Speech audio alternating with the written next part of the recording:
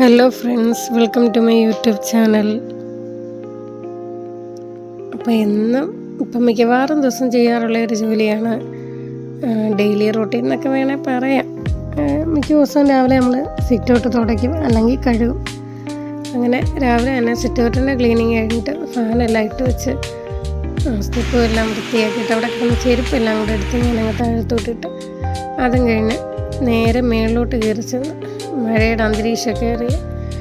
ഇത് കഴിഞ്ഞ വെള്ളിയാഴ്ച എടുത്ത വീഡിയോ ആണ്. ആ സമയത്ത് നല്ല മഴയുണ്ടായിരുന്നു. അങ്ങനെ ഇച്ചിരി നേരം മേളിലൊക്കെ നിന്ന് നോക്കി ആ മരത്തിൻ്റെ ഏറ്റവും മുകളിൽ ഇലയില്ലാതെ ശിഖരങ്ങൾ നിൽക്കുന്നത് കിളി വന്നിരിക്കും. സന്ധ്യ സമയത്തൊക്കെ അതിൻ്റെ കുറേ വീഡിയോസൊക്കെ ഞാൻ എടുത്തിട്ടുണ്ട്. അങ്ങനെയൊക്കെ എടുക്കാൻ എനിക്ക് നല്ല ഇഷ്ടമാണ്.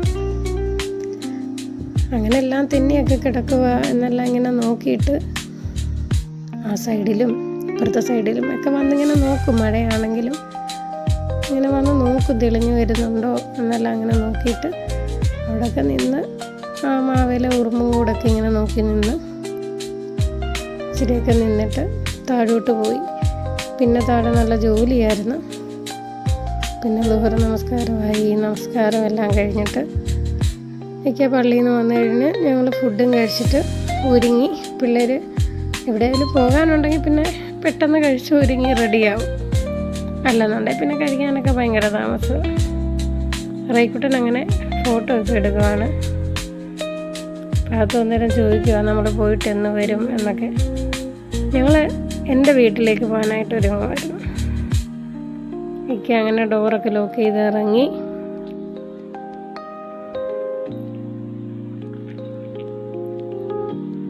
ഞങ്ങളങ്ങനെ വീട്ടിലേക്ക് പോകാനായിട്ട് ഇറങ്ങി. ഇച്ചിരി അങ്ങോട്ട് നടന്ന് ചെല്ലുമ്പോഴത്തേന് റയാൻ എവിടെ പോവാന്നൊക്കെ ചോദിച്ചുകൊണ്ട് ആദ്യക്കുട്ടൻ അവിടെ നിൽപ്പുണ്ടായിരുന്നു.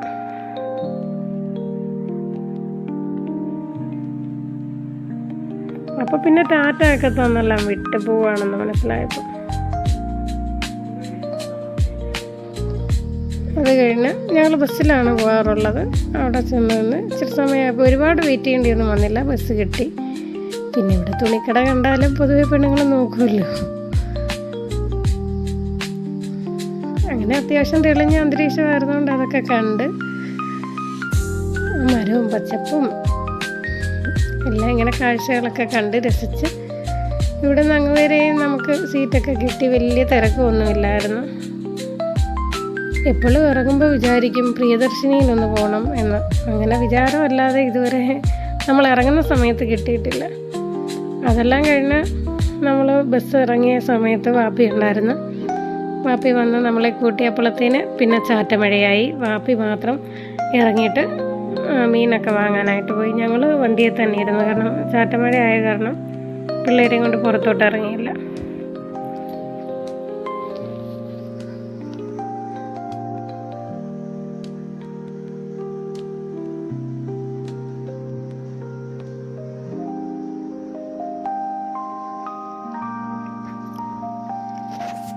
വാപ്പച്ചിക്ക് പിന്നെ എവിടെയോ പോകാനുണ്ടായിരുന്നു. അത് കാരണം പിന്നെ ഞങ്ങളെ എളുപ്പം കൊണ്ടുപോയി. വീടിൻ്റെ വാതിലിലോട്ട് പോകാൻ പറ്റും, എന്നാലും ഞങ്ങളെ പെട്ടെന്ന് തന്നെ കൊണ്ടുപോയി അതിൻ്റെ പുറവശത്തൊരു വഴിയുണ്ട്, അവിടെ കൊണ്ടുപോയിട്ട് ഞങ്ങൾ പിന്നെ അവിടോട്ട് വീട്ടിലേക്ക് നടന്നു പോകാമെന്ന് കരുതി.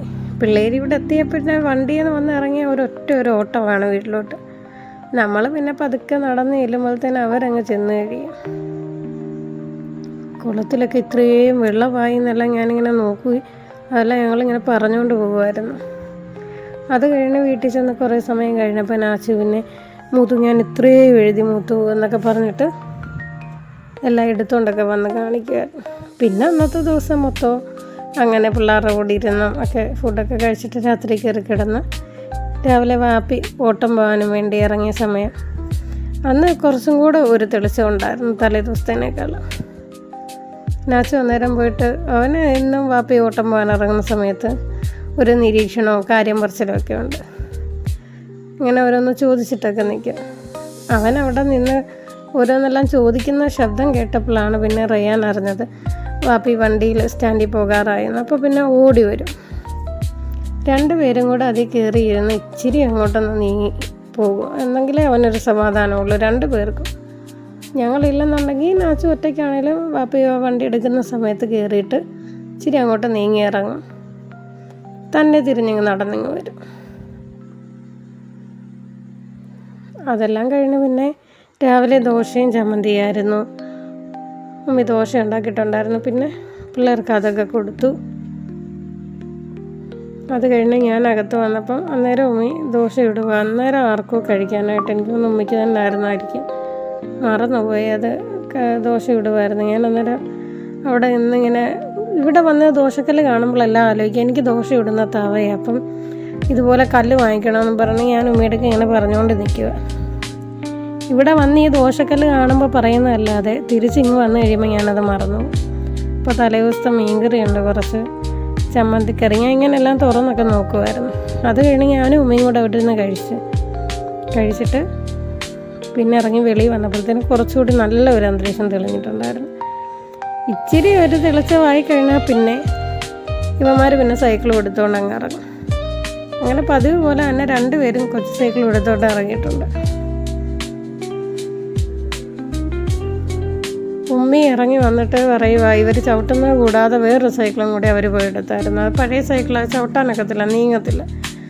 അത് പിന്നെ അങ്ങ് കൊണ്ടുവെക്കുക, ഇല്ലെന്നുണ്ടെങ്കിൽ പിന്നെ ഇനി അതും കൂടി ഇട്ട് അവിടെ ഇട്ട് അവന്മാരിട്ട് വലിക്കും എന്നും പറഞ്ഞിട്ട് അതങ്ങ് എടുത്തുകൊണ്ട് പോയി.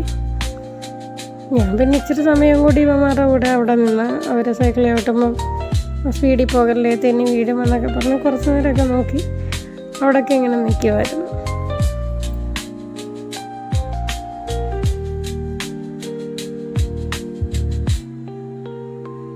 രണ്ടുപേരും അത്യാവശ്യം നന്നായിട്ട് സൈക്കിൾ കിട്ടും. പിന്നെ ചില സമയം അങ്ങ് സ്പീഡാണ്, നമ്മൾ നിൽക്കുന്നതുകൊണ്ട് അത്ര സ്പീഡില്ലാതെ ചവിട്ടുന്നത്. ഞാൻ അങ്ങോട്ട് വഴിയിലോട്ടൊക്കെ നോക്കിക്കൊണ്ട് നിൽക്കിയാലേ അവിടെ അകത്തുനിന്ന് എന്നെ വിളിക്കാൻ തുടങ്ങി. കാരണം വല ഉരുക്കഴിക്കുന്ന ഇപ്പം വലയെടുത്ത് വീശാനായിട്ട് ഭയങ്കര ആഗ്രഹമാണ്. നേരത്തെ ചൂണ്ടയിട്ടായിരുന്നു മീനെ പിടിക്കുന്നത്, ഇപ്പോൾ വല വീശി പഠിക്കണമെന്ന് പറഞ്ഞുകൊണ്ട് വീട്ടിൽ വലയില്ല. ഇവിടെ വരുമ്പോഴാകും വാപ്പിയുടെ വലയുണ്ടല്ലോ, എന്നാൽ പിന്നെ അതിൽ പഠിക്കാമെന്നും പറഞ്ഞ് വല എടുത്തപ്പോൾ ഉണ്ട് ഒരു വല ഫുള്ളും കുരുക്കം. പിന്നെ അത്രമേൽ ആഗ്രഹമായതുകൊണ്ട് അവിടെ ഇരുന്ന് കുരുക്കമെല്ലാം അഴിക്കുമായിരുന്നു. പിന്നെ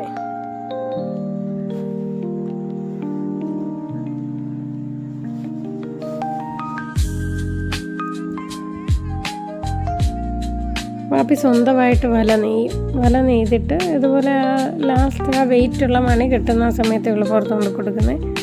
വല ഇങ്ങനെ സ്വന്തമായിട്ട് നെയ്യുമായിരുന്നു.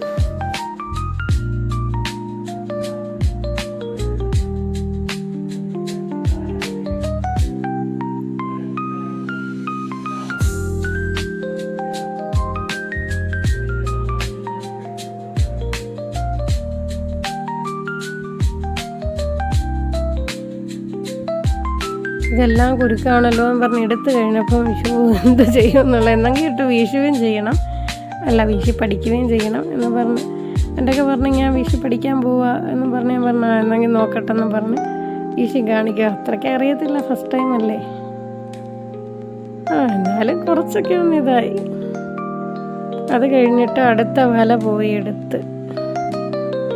അടുത്ത വല എടുത്ത് ഞങ്ങളെല്ലാം ഞെട്ടിപ്പോയി. കാരണം ഇതാണ് കൂട്ടത്തിലെ ഏറ്റവും വലിയ വല. ഇത് മൊത്തത്തിൽ ചെതലരിച്ച് കീറിപ്പറിഞ്ഞൊരു പരുവായിപ്പോയി. ഇക്ക പോയി എടുക്കുമ്പോഴാണ് ഈ വല ഇത്രമേ കീറിയിരിക്കുകയാണെന്ന് അറിയുന്നത്. കാരണം വാപ്പച്ചി കുറച്ച് നാളായിട്ട് വല അധികം എടുക്കലൊന്നും ഇല്ലായിരുന്നു, കുറേ നാളായി. അപ്പോൾ അത് വെച്ചിടത്ത് തന്നെ ഇരുന്നു. അതെടുത്ത് നോക്കിയത് ഒന്നും ഇല്ലായിരുന്നായിരിക്കാം. പോയി വല എടുത്തുകൊണ്ട് വന്നപ്പോൾ ഒരടുക്ക് ചെതൽ. ആദ്യം കണ്ടത് ആ മണൽ പോലെ കിടന്നത് വല ചെതൽ തിന്നതാണ്. നിങ്ങൾ നോക്കുമ്പോൾ കാണാൻ വലയെല്ലാം കീറിയിട്ടിരിക്കുന്നു.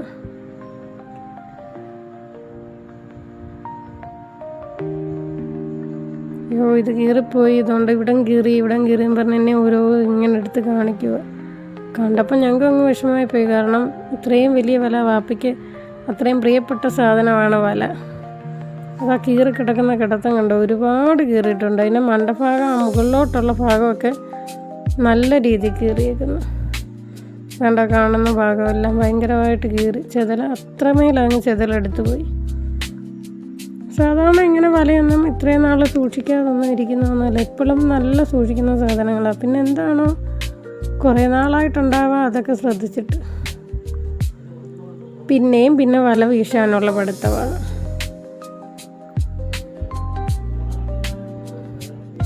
അതിൻ്റെ ഇടയ്ക്ക് വീണ്ടും ഒരു ചാറ്റ മഴയുണ്ടായി. അങ്ങനെ അത് മഴയുടെ തോർച്ച കഴിഞ്ഞപ്പോഴത്തേന് ആദ്യത്തെ ഇതിൻ്റെ കുരുക്കെല്ലാം എടുത്തിട്ട് പിന്നെ വന്ന് വീണ്ടും വീശി പഠിക്കാൻ പോവാം.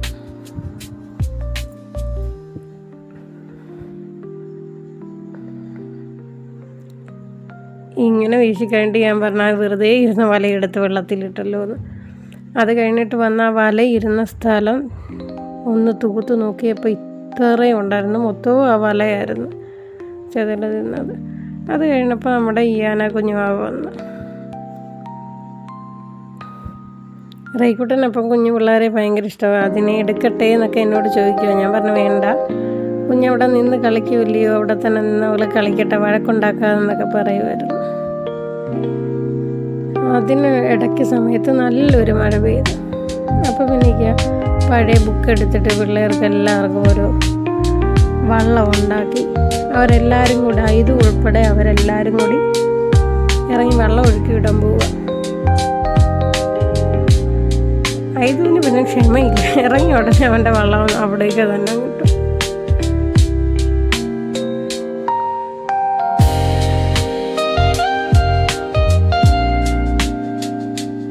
പണ്ട് ഞങ്ങൾ ഇതുപോലെ മഴ പെയ്യുമ്പം ചിലപ്പോൾ എഴുതിക്കൊണ്ടിരുന്ന പേജായിരിക്കും, എന്നാലും കീറിയിട്ട് വെള്ളം ഉണ്ടാക്കി ഇതുപോലെ വിടുമായിരുന്നു.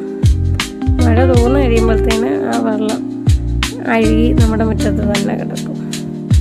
വെള്ളം നീങ്ങി പോകുന്നില്ലെന്നും പറഞ്ഞുകൊണ്ട് അവിടെ വെള്ളത്തിലിങ്ങനെ ഊതി നീക്കി വിടുവാണ്. അതൊക്കെ കഴിഞ്ഞ് ഊണെല്ലാം കഴിഞ്ഞ് എല്ലാവരും അവിടെ മാറിയൊക്കെ ഇരുന്ന് ഇച്ചിരി കഴിഞ്ഞ് വൈകുന്നേരമായപ്പം വഴണയിലയപ്പം അങ്ങനെ അത് കഴിച്ച് ഈയാനായി ഇല്ലാനായി ടീൻസാണ്. അപ്പം എനിക്ക് മിക്കവാറും വീട്ടിലെ പേര് അങ്ങോട്ടും ഇങ്ങോട്ടും മാറിപ്പോകും. ഒരു ഫുഡ് കഴിക്കാൻ നേരം നമ്മുടെ ഇവിടെ വരും. പിള്ളേരൊക്കെ ഉള്ളതുകൊണ്ട് പിള്ളേരൊക്കെ കാണിച്ച് കഴിപ്പിക്കാനായിട്ട്. അങ്ങനെ അവൾ വന്നു. അവളുമായിട്ട് പിന്നെ ഇന്ന് അന്നത്തെ ദിവസം അങ്ങനെ പോയി. വീഡിയോ ഇഷ്ടപ്പെട്ട എല്ലാവരും ലൈക്ക്